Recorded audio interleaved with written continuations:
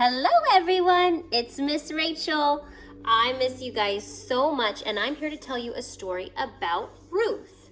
Ruth is one of the wonderful women from the Bible. Remember, the Bible is all true from cover to cover.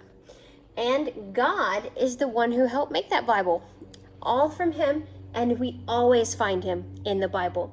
Our story today is in the Old Testament. I made a little old guy out of our Bible. Isn't that cute? And let's go back through our books of the Bible. Ready? Genesis, Exodus, Leviticus, Numbers. Let's say that again.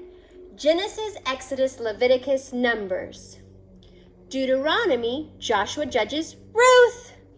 Deuteronomy, Joshua, Judges, Ruth. So we have Genesis, Exodus, Leviticus, Numbers, Deuteronomy, Joshua, Judges, Ruth. And that's where our story is today with Miss Ruth. I hope y'all are having a good time with your families. Miss Rachel misses y'all so very much. Let's get started, shall we? Okay, we're definitely going to have a nice big, tell me what this letter is. R for Ruth. Who is this again? Let me hear you. Ruth, that's right. One more time, who's this? Ruth. Now we definitely can't forget who is always in our Bible stories. What letter do we have? G, that's right. And this G is for, I bet y'all know, God. God. So we have God and Ruth. Now, who else could be in this story? Someone y'all are with, your moms. Well, let's talk about Ruth's mother-in-law. And her name is Naomi. And it starts with a N. A-O-M-I. We have God, Ruth, Naomi. Now there are some other people's names in here, but they're not going to get a lot of attention in our story today.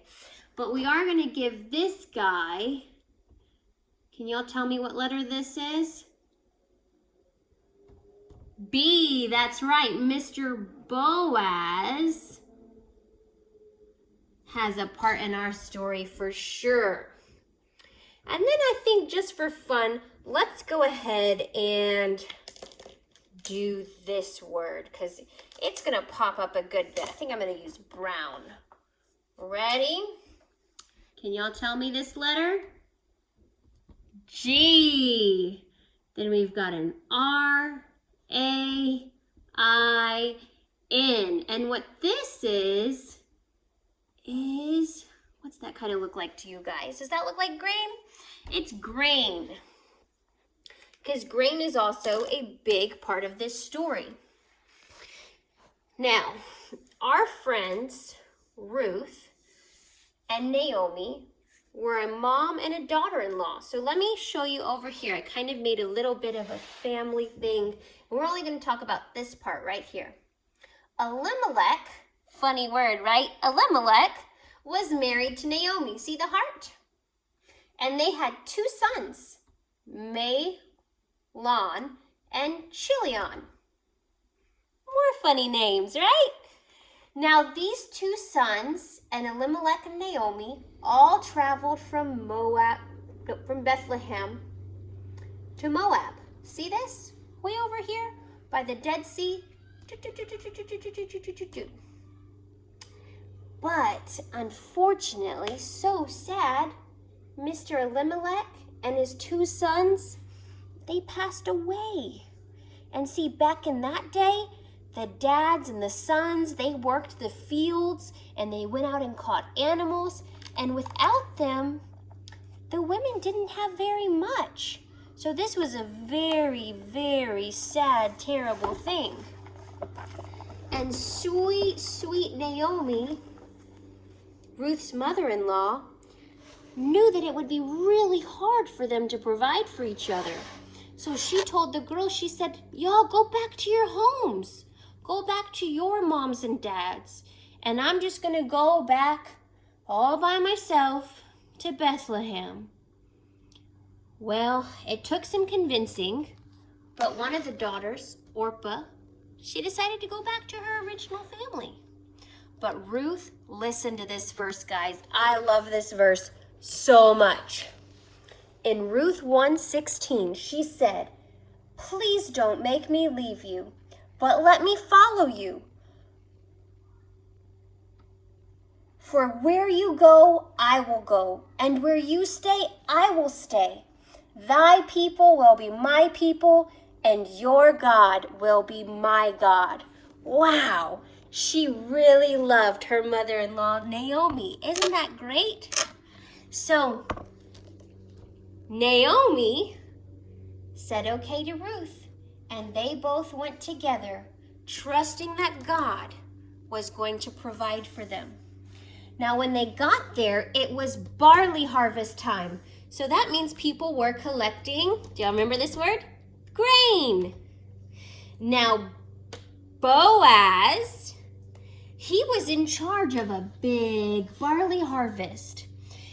And Naomi told Ruth, you should go there and pick some grain. So she did. And do you know who saw her picking grain? Boaz. And not only did he say it was okay for her to pick grain, but he told his workers to leave her extra grain and to provide better for her. Then he found out that she was providing grain for Naomi. And do you know what? Boaz was akin to Elimelech, the guy who was married to Naomi. So that means in a way he was kind of responsible for them. And he found out that someone had been trying to kind of take over the land that used to be Elimelech's, Naomi's, Mahlon, Chilion's, Ruth, and Orpah's. So he went over there and he bought all that land and the right to marry Ruth. So God provided in such a beautiful way that when Ruth stayed and chose him as her God and stayed to help Naomi, she provided a husband and food and a home for them all again. Because Boaz even took care of Naomi. Isn't that great how God provides for us? That's so great.